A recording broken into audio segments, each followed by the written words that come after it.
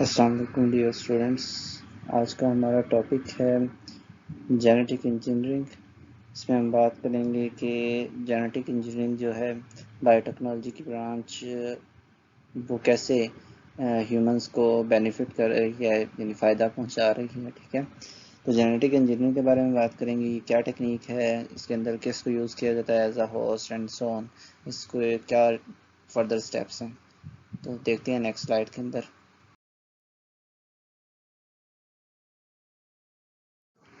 Introduction to gene into bacterium, यानी सबसे पहला स्टेप या कह लें बैक्टीरिया के अंदर जीन को डालना, ये जो है वो स्टेप है जेनेटिक इंजीनियरिंग का, जो बेसिक स्टेप है। यानी जेनेटिक इंजीनियरिंग बेस ही करता है इस पर कि बैक्टीरियम के अंदर जीन को डाला जाए, जिससे जीन जो है वो आगे अपनी प्रोडक्ट बनाए जो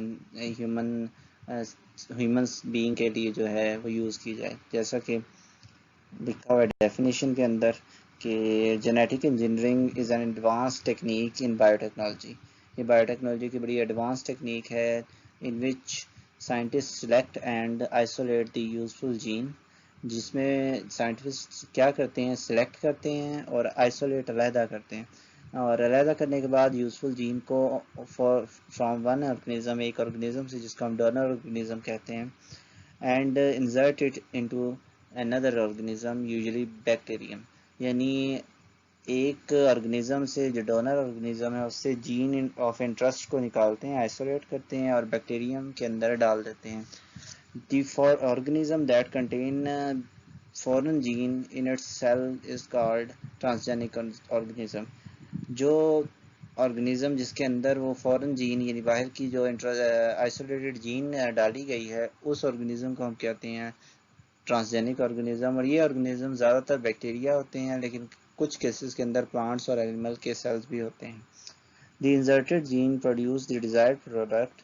जो इंसर्टेड जीन होती है वो अपनी जो हमें प्रोडक्ट चाहिए, प्रोटीन चाहिए, वो बनाती है जो हमें डिज़ायर्ड है, जिसको हम चाहते हैं।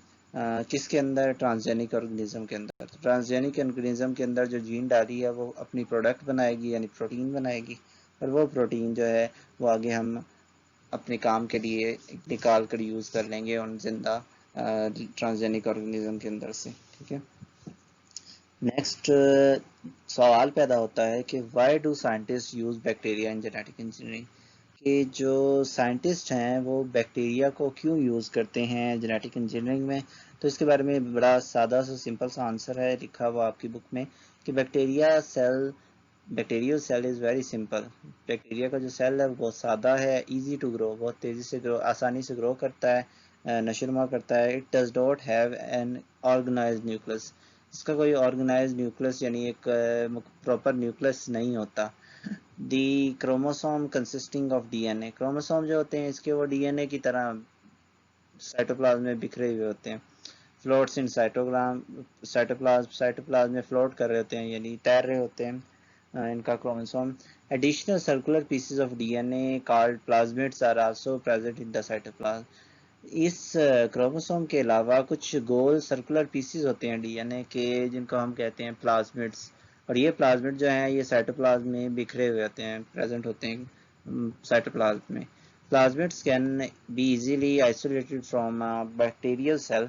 जो प्लाज्मिड होते हैं वो बड़े आसानी से बैक्टीरिया के सेल से हम अलहदा कर सकते हैं, और फिर उसमें जीन जो है, जीन को हम अटैच कर सकते हैं उसके अंदर। और जब जीन को अटैच कर लेते हैं तो फिर आगे उसको हम बड़े आसानी के साथ किसी भी ऑर्गेनिज्म के अंदर या उसी बैक्टीरिया के अंदर ट्रांसफ़र करके हम चेक कर सकते हैं कि उससे कौन कौन सी प्रोडक्ट हासिल हो रही हैं और वो हमारे लिए फ़ायदेमंद है या नहीं। ठीक है, प्लाज्मिड जो है कैरी करते हैं अटैच्ड फॉरेन जीन, यानी जो फॉरेन जीन है वो प्लाज्मिड के अंदर कैरी करने के बाद बैक्टीरियम के अंदर उसको भेज दिया जाता है, जिसके ज़रिए in this way plasmid can act as a carrier. Plasmid जो है वो एक कैरियर के तौर पर एक्ट करते हैं, और उस फॉरेन जीन को अपने साथ जब डिवाइड करते हैं तो साथ साथ उसको भी डिवाइड करते जाते हैं। जिससे क्या होता है कि another reason for using bacteria in genetic engineering is their fast rate of reproduction. इनका जो रेट ऑफ रिप्रोडक्शन है वो बहुत ज़्यादा तेज़ होता है, जिसके बारे में आपकी बुक्स में लिखा हुआ है कि अराउंड अबाउट 20 मिनट्स में ये अपने आप को डबल कर लेते हैं। तो अगर एक बैक्टीरिया होगा तो 20 मिनट के बाद दो हो जाएंगे, दो बैक्टीरिया होंगे तो 20 मिनट के बाद फोर, फोर से एट, एट से 16, 16 से 32, 32 से 64 और फर्दर चलते जाएंगे। तो इसीलिए क्योंकि इनका जो रिप्रोडक्शन रेट है वो बहुत ज़्यादा है, इसलिए हम कहते हैं कि ये जेनेटिक इंजीनियरिंग के लिए बहुत फ़ायदेमंद है, या इसको हम बैक्टीरिया को इसीलिए ज़्यादा यूज़ करते हैं। नेक्स्ट स्लाइड में देखते हैं।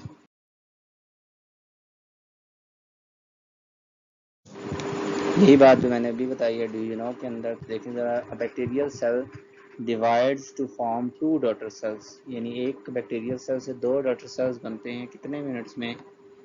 20 मिनट के अंदर। ठीक है, 20 मिनट के अंदर बैक्टीरियल सेल डिवाइड होकर दो डॉटर सेल में कन्वर्ट हो जाता है, यानी दो बैक्टीरिया के सेल्स बन जाते हैं उससे 20 मिनट के अंदर। और जो बैक्टीरिया है उसकी डायग्राम जो है वो आपको मैं यहाँ पर दिखा रहा हूँ कि ये देखें, ये आपके पास बैक्टीरिया है। इस बैक्टीरिया के अंदर ये क्रोमोसोम, उसके क्रोमोसोम जो है वो डीएनए की फॉर्म में यहाँ पर पड़ा हुआ है, आज़ादाना साइटोप्लाज्म। और ये गोल गोल सर्कुलर शेप के प्लाज्मिड्स हैं जो आपको नज़र आ रहे हैं। इस प्लाज्मिड की रियल स्ट्रक्चर जो है वो इलेक्ट्रॉन माइक्रोस्कोप के ज़रिए दिखाई गई है। तो ये इस तरीके से सर्कुलर पार्ट होते हैं डीएनए के, जिनको हम क्या कहते हैं? प्लाज्मिड्स कहते हैं। ठीक है, ये प्लाज्मिड है, ये बैक्टीरिया है, और बैक्टीरिया में ये सारा का सारा इसका ये वाला हिस्सा क्रोमोसोम है जो डीएनए पर मुश्तमिल है, और ये सर्कुलर डीएनए है जिसे हम प्लाज्मिड कहते हैं। ठीक है, नेक्स्ट अगली स्लाइड में देखते हैं।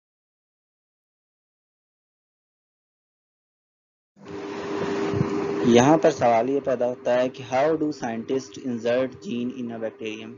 ये जो साइंटिस्ट होते हैं वो जीन को बैक्टीरिया में डालते कैसे हैं, तो कैसे उनसे प्रोडक्ट हासिल करते हैं। तो उसके जो हैं स्टेप्स वो फर्दर ये हैं कि स्टेप्स ऑफ जेनेटिक इंजीनियरिंग जो है वो देखते हैं।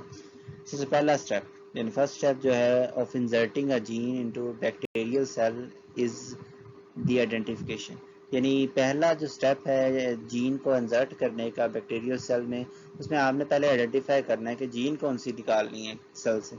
यानी अगर ह्यूमन सेल से जीन निकालनी है, पैंक्रियाज के अंदर मौजूद बीटा सेल्स जिनसे इंसुलिन बनती है, तो आप बीटा सेल्स को पहले लोगे, फिर बीटा सेल में देखोगे कि कौन सा पार्ट न्यूक्लियस में जीन का है जो इंसुलिन बनाता है, फिर आप उस जीन को अलहदा करोगे। तो पहला स्टेप है कि वो जीन कहाँ पर मौजूद है उसको आइडेंटिफाई करना।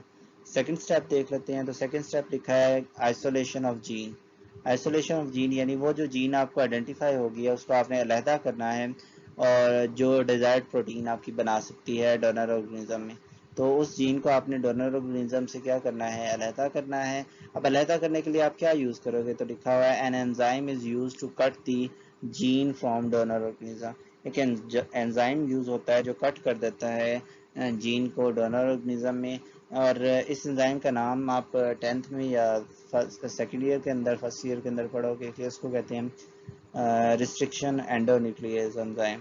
तो रिस्ट्रिक्शन एंडोन्यूक्लियस एंजाइम जो है, ये एंजाइम या सिंपल एंजाइम जो है वो कट करता है डोनर ऑर्गेनिज्म के डीएनए को उसी जगह से जहाँ से बैक्टीरिया ये जो जीन मौजूद है उस जगह से कट करेगा। The isolated gene is then attached with plasmid DNA taken from the bacterium। और वो जो जीन होगी वो डीएनए जो प्लाज्मिड का है उसके साथ अटैच कर दी जाएगी। ठीक है, अब कैसे अटैच होगी? तो थर्ड स्टेप है, थर्ड स्टेप में लिखा है कि the third step is formation of recombinant DNA. Recombinant DNA क्या होता है? तो लिखा है इन विच सेम एंजाइम, यानी वो एंजाइम जो यहाँ पर प्लाज्मिड सॉरी जीन को कट करने के लिए यूज़ हुआ था, उसी तरह के एंजाइम को हम यूज़ करेंगे और कट करेंगे किसको? प्लाज्मिड के डीएनए को। और फिर प्लाज्मिड के डीएनए को जब हम कट करेंगे स्पेसिफिक साइट से, यानी ख़ास जगह से, तो अब जब वो कट हो जाएगी तो जो हमारा जीन का है डीएनए और जो हमारा प्लाज्मिड का डीएनए है उसको जोड़ने के लिए भी एक एंजाइम यूज़ किया जाएगा। और वो एंजाइम जो होगा, वो एंजाइम जब आप एफएससी के अंदर पढ़ोगे तो उसका नाम है लाइगेज एंजाइम। तो वो लाइगेज एंजाइम जो है, या जो एंजाइम है जो उस कट किए हुए प्लाज्मिड और डीएनए के पीस को आपस में जोड़ देगा, जीन के या डीएनए के पीस को, उसको फिर बाद में उस नए डीएनए को हम कहेंगे कि the attached gene of desired protein and plasmid DNA are collectively called recombinant DNA. यानी अटैच्ड जीन जो थी जो आपने कट की है वहाँ से सेल से, ह्यूमन सेल से। उसके बाद प्लाज्मिड का डीएनए जो है उन दोनों को आपने साथ में लाइगेज की मदद से जोड़ दिया है। अब लाइगेज जब उसको जोड़ देगा तो उससे जो नया डीएनए बनेगा, अगर सर्कुलर डीएनए, वो कहलाएगा रिकम्बिनेंट डीएनए। ठीक है, तो रिकम्बिनेंट डीएनए थर्ड स्टेप के अंदर फॉर्म हो जाता है। नेक्स्ट फोर्थ स्टेप के अंदर क्या होता है? The fourth step is modification of host, यानी मॉडिफिकेशन आपने करनी है होस्ट की। होस्ट कौन सा है? बैक्टीरियम भी हो सकता है, प्लांट भी हो सकता है, एनिमल का सेल भी हो सकता है, लेकिन यहाँ पर हम बैक्टीरिया की बात कर रहे हैं। तो होस्ट के अंदर आपने मॉडिफाई कर देना है उस जीन को, जो जीन आपने रिकम्बिनेंट डीएनए की फॉर्म में प्लाज्मिड के साथ ऐड किए हैं। तो रिकम्बिनेंट डीएनए को आपने ट्रांसजेनिक ऑर्गेनिज्म के अंदर ऐड करना है। तो लिखा है the recombinant DNA is inserted back into the same type of bacterium from which the plasmid was isolated, यानी जहाँ से प्लाज्मिड लिया गया था उसी के अंदर वो रिकम्बिनेंट डीएनए वाली जीन जो है प्लाज्मिड समेत डाल दी जाएगी। और फिर फिफ्थ स्टेप क्या होगा कि प्रोडक्ट फॉर्मेशन एंड सेपरेशन, यानी जो प्रोडक्ट होगी वो फॉर्म होगी और उसको सेपरेट किया जाएगा। तो लिखा है the bacterium which takes in the recombinant DNA is called genetically modified bacterium, यानी वो बैक्टीरियम जो डीएनए रिकम्बिनेंट डीएनए के साथ होता है उसको हम GM bacterium, genetically modified bacterium कहते हैं, या दूसरा नाम ट्रांसजेनिक बैक्टीरियम भी कहते हैं। ट्रांसजेनिक बैक्टीरियम या जीएम बैक्टीरियम जो है स्टार्ट करता है डिवाइड करना अपने आप को और प्रोड्यूस करता है एक बैक्टीरिया की कॉलोनी। और वो कॉलोनी क्या है? बैक्टीरिया, काफ़ी सारे बैक्टीरिया इकट्ठे हो जाते हैं और every bacterium of the colony contain a copy of gene. हर जो बैक्टीरिया है उसके अंदर, उस कॉलोनी के हर बैक्टीरिया के अंदर वो जीन जो है वो कॉपी हो चुकी होती है, जिससे डिजायर्ड प्रोटीन बनना स्टार्ट हो जाती है। वो डिजायर्ड प्रोटीन जो है लिखा हुआ है when bacterial colony grow it start making protein, वो प्रोटीन को बनाना शुरू करेगी under the instruction of inserted gene. Inserted gene जो आपने इंसर्ट किया उस जीन के लिहाज से जो इंस्ट्रक्शंस होंगी उसको पढ़ते हुए वो प्रोटीन बनाएगी। और जहाँ प्लाज्मिड की अपनी जीन्स अपने प्रोटीन को बना रही होंगी, वहाँ ही साथ साथ इंसुलिन वाली जीन जो हमने अलहदा किया वो भी अपने आप को प्रोड्यूस, इंसुलिन को प्रोड्यूस करेगी। फिर हम क्या करेंगे? इसको सेपरेट कर लेंगे जब वो ज़्यादा मकदार में बैक्टीरिया के ज़रिए बन जाएगी। ठीक है, तो ये तरीका जो है ये कहलाता है जेनेटिक इंजीनियरिंग का मेथड। 5 स्टेप्स हैं, पाँचों के पाँचों स्टेप्स को आपने तरतीब से याद रखना है। ठीक है, नेक्स्ट देखते हैं।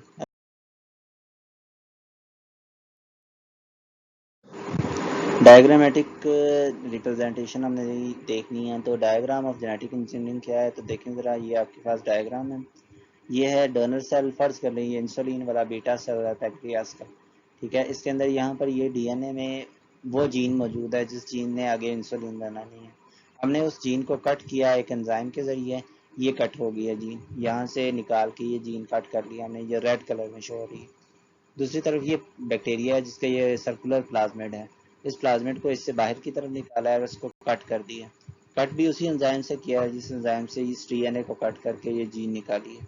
अब यहाँ पर भी कट उसी से किया है। ये जो पार्ट है जो हमने ह्यूमन सेल से निकाला है जीन का, इसको हम इस प्लाज्मिड के साथ क्या कर देंगे? लाइगेज एंजाइम के जरिए अटैच कर देंगे। अब ये पार्ट और ये पार्ट आपस में जब अटैच होंगे तो ये जो आपके पास सर्कुलर पार्ट बनेगा इसको हम कहेंगे रिकम्बिनेंट डीएनए, जिसमें डोनर का डीएनए भी शामिल है, यानी डोनर की जीन शामिल है और साथ में प्लाज्मिड का डीएनए शामिल है। फिर बाद में हम क्या करेंगे? इस रिकम्बिनेंट डीएनए को एंटर कर देंगे उस बैक्टीरियम में जहाँ से हमने निकाला है प्लाज्मिड को। ये ऐड कर देंगे प्लाज्मिड को उस बैक्टीरिया के अंदर या ऑर्गेनिज्म के अंदर। तो हमारे पास जो बैक्टीरिया बनेगा उसको हम कहेंगे जेनेटिकली मॉडिफाइड बैक्टीरियम, या फिर दूसरा नाम इसका होगा ट्रांसजेनिक बैक्टीरिया या बैक्टीरियम। आगे फिर ये 20 मिनट बाद अपनी कॉपी करेगा और उस कॉपी के दौरान इस प्लाज्मिड की जो जीन रखता है वो भी कॉपी हो जाएगा और इस तरह ये कॉपीज बनती जाएंगी और एक टाइम आएगा ये अपनी जब प्रोटीन्स बनाएगा तो उन प्रोटीन्स को हम अलहदा कर देंगे। ठीक है, ये प्रोटीन जो है ये अलहदा हो जाएगी। अगर ये इंसुलिन वाली जीन थी तो इससे ये इंसुलिन बन जाएगी और इसको हम अलहदा कर लेंगे इससे।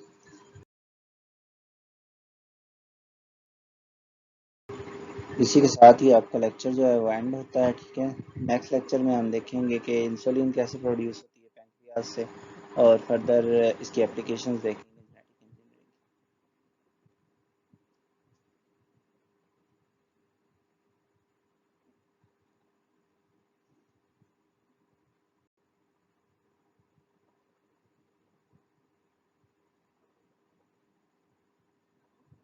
अल्लाह।